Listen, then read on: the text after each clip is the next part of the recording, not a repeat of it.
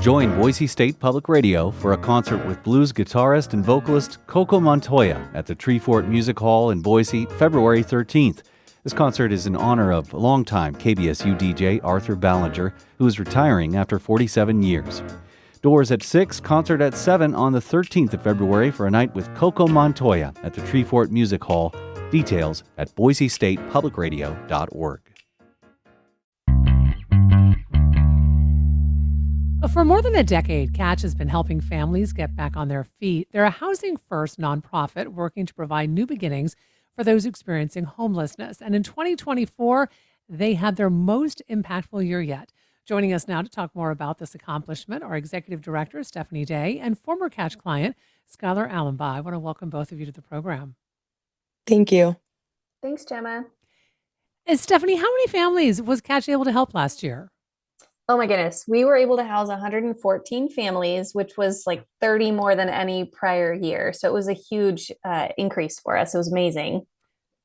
And are the majority of families able to remain in stable housing once they've left the program, Stephanie? Yeah, we have consistently had an 80% or above success rate year to year. I will say that there were the gap between our family's income and the cost of housing has made that more difficult to navigate since COVID. And there were some like vouchers in place that were helping to supplant that for the last prior couple of years. So we're going to have to get creative in the future about how we help folks bridge that gap. But to this point, we have been really successful at keeping families stably housed. Skylar, how did Catch's Housing First approach make a difference in your life? Because you experienced homelessness at one point. Yeah, their housing first approach really gives you the foundation that you need to be able to go on and do anything else.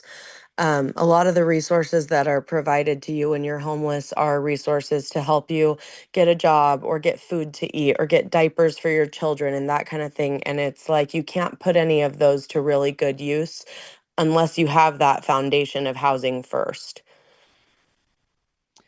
And Stephanie, can we talk about the current state of homelessness in the Treasure Valley? What are you seeing right now? Yeah, well, for folks that have been around for a while, homelessness was pretty consistently around 150 families at any given time in Ada County for years. Since COVID, we have seen really dramatic increases year to year. We're currently at around 500 families in the Treasure Valley experiencing homelessness, and we see way more people living in vehicles than we ever did in the past. So it is definitely a growing concern since COVID. Skylar, what would you want people to understand about the realities of experiencing homelessness? Some of just the little things that I don't think people think about when they think about homelessness are like you can get resources like food stamps and a food bank, but you have nowhere to prepare food. That kind of moment when you get home at night after work, when you're like, oh, the day is over and I can relax, that moment doesn't exist. You're constantly trying to figure out where you can go and how long you can be there.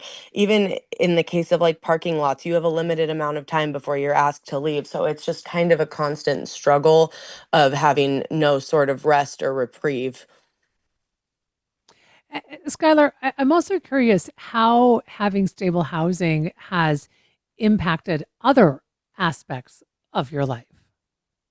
Oh my gosh. I mean, housing obviously did all the things that I needed to help my family be safe and healthy and just get that groundwork laid. But since then, I've been able to repair my credit score. I've been able to further my education. I recently got my CPC and am now pursuing a bachelor's in accounting. I was able to further my career. I spent the last 4 years as the director of a child care center. So I was super blessed to be able to even have my son with me at work. Everything that Catch did for me really just allowed me to better myself in every other aspect of my life. Stephanie, when you hear that story, it's got to resonate that the general public needs to know how there is just a domino effect, right? When someone has stable housing.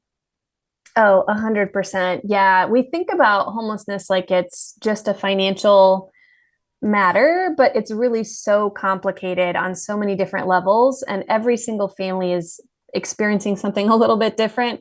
And so just figuring out how to support in the right ways for each family as they have unique strengths and needs. But everything kind of, if you're familiar with Maslow's hierarchy of needs, like we kind of provide that foundation so that folks can have their basic needs met, and then they can start working on other levels of self-actualization and hopefully like get to a space of feeling like they have really healthy well-being overall.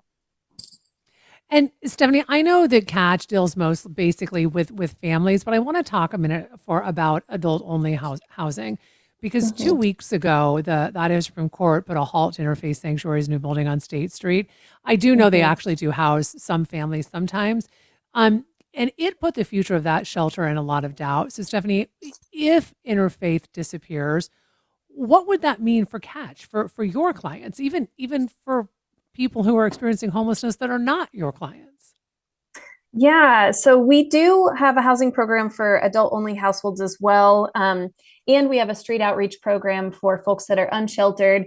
Honestly, if interfaith ceases to exist, it's going to be extremely catastrophic for our community. It's going to be hundreds of more people out on the streets.